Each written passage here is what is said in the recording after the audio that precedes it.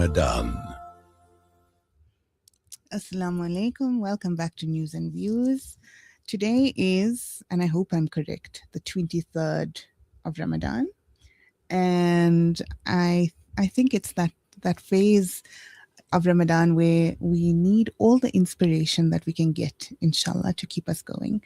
And that is exactly what our next guest is going to offer, inshallah. So this morning we're joined by Appa Badronisa Ally, dedicated South African educator, community activist, and Alimah, to share some Jummah inspirations, inshallah. Assalamu alaikum, Appa Badronisa, and welcome to the show. Wa alaikum assalam wa rahmatullahi wa barakatuh, and jazakallah for having me. Absolutely, you are so welcome. Appa Badronisa, we're in the last 10 days. Today's the last Jummah of Ramadan, inshallah. What can you tell us about how we can make sure we don't lose out on maximizing the most of this blessed month? SubhanAllah, as you had just mentioned in your introduction, you were saying that we're in the last 10 days, and it's oftentimes where we lose momentum. We just pulling by, getting by, we're dragging ourselves through these last days. And one of the things that I encourage my students with is remember the reward, the same momentum we started off with in the beginning of Ramadan. Keep that in mind, that the reward is double, triple, 10 times of what it is outside of Ramadan, right? So keep that in mind, number one. It being Jummah today, Jummah is a special day of the week, our pre-Eid. So let's keep that in mind. Let today be the pre-Eid to the official Eid, Make it exciting as potentially the last Friday of Ramadan. Let us make this an exciting Friday for the little ones as well.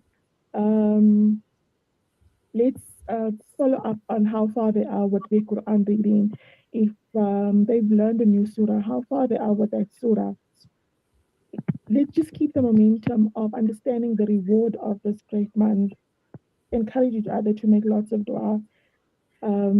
There's just so much that we can do, but also so little time. Because now, remember, especially as mothers, it's towards Eid. Our minds are just worried about what's going to be on that Eid table. Can we just distract ourselves from that a little bit and focus on maximizing on the reward?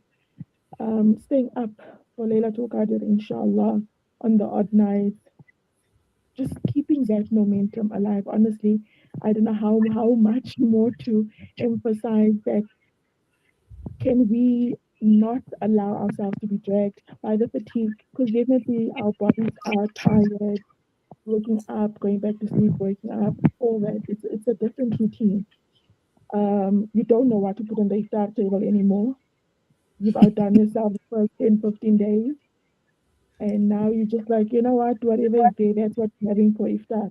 That's not a train smash, as long as you're having something for iftar. But what we need to do is to continue to maximize on our ibadah.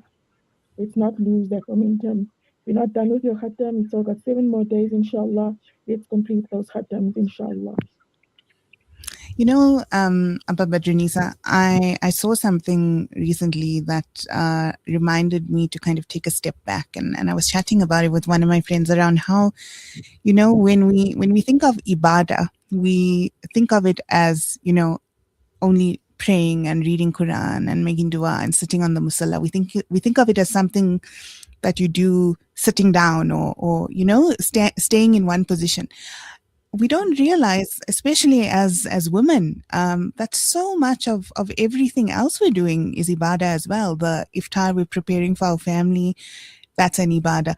Playing with your child because they're overstimulated and tired and they need to be played with before they'll fall asleep, that's an ibadah.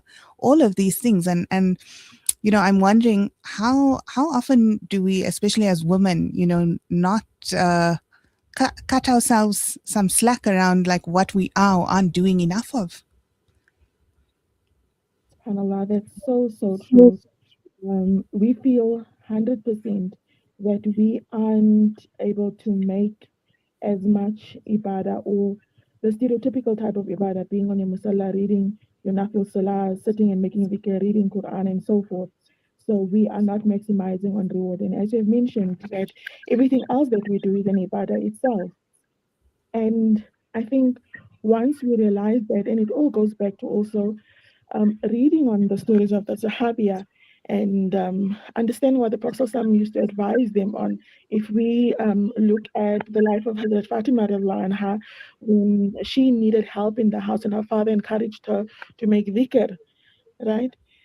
That shows that while we are busy cleaning our homes, even making that dhikr is still accepted. We don't have to sit on our musalla or sit in one spot to make dhikr for it to be accepted or for it to be regarded as ibadah. Absolutely. I think that's such an important reminder, that there's blessing in movement, there's blessing in doing khidmah of our families and of the people around us, and in in doing our work, in doing all the things that Allah has enabled us to do. Naam. There's so much reward for us in that. There are countless hadith that speaks on that, of how the women get reward for their cooking, their cleaning, especially if we do it for the pleasure of Allah. If we're not seeking our acknowledgement from our family, our spouses, and so forth, then undoubtedly our reward is definitely from Allah. It is regarded as ibadah. We should also not put pressure on ourselves to have these 5 course meals on the iftar table every day that will take away from our time that we could be reading Quran or squeeze in an extra nafil salah, so forth. I think the tradition of that lavish table, somewhere somehow it is phasing out, but also it's not to say that we shouldn't have it, because we also want to treat the little ones to something fancy for their efforts in fasting to encourage them to keep going. So it's not that it is a bad thing for us to have a lavish meal iftar time, but if it's going to take you away from your ibadah, then let's find easy alternatives.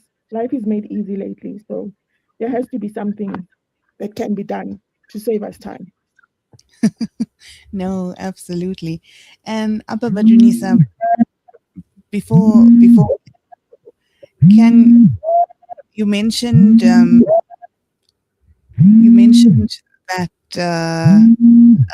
Eid is coming up next week. It's the last Jummah of Ramadan. How can we maximize our Jummah today?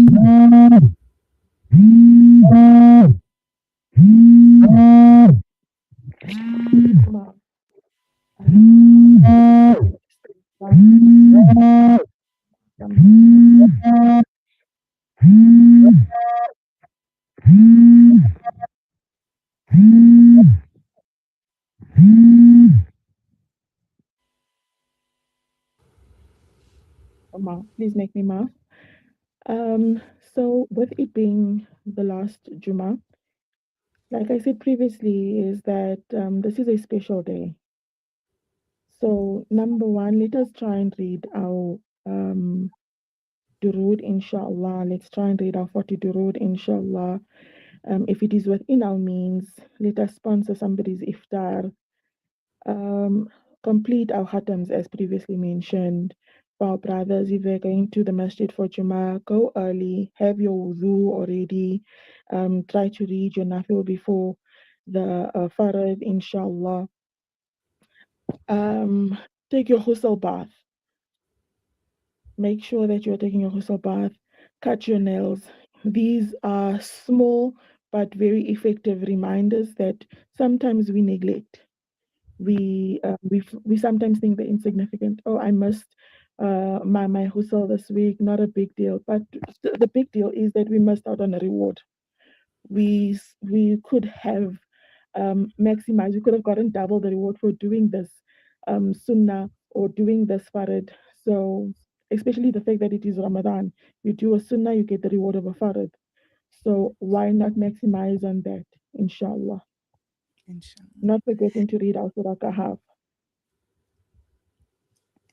And Appa, as we move into this last phase of Ramadan, sometimes we're quite tired, we're quite worn down, we don't have energy, we're very snappish with the people around us. It's maybe a bit hard to have that little bit of sabr. How do you think we can try to be better with that? Subhanallah. Remember in the beginning of Ramadan, I was also asked about what are the effects that Ramadan has on us. And I always say that Ramadan comes with a sense of Allah consciousness. And like you're saying, as Ramadan goes, we lose momentum. If we can take ourselves back to the first day of Ramadan, second day, or even the night before Ramadan, that Allah consciousness that kicks in, and just be wary of how we are towards people and how we react to things.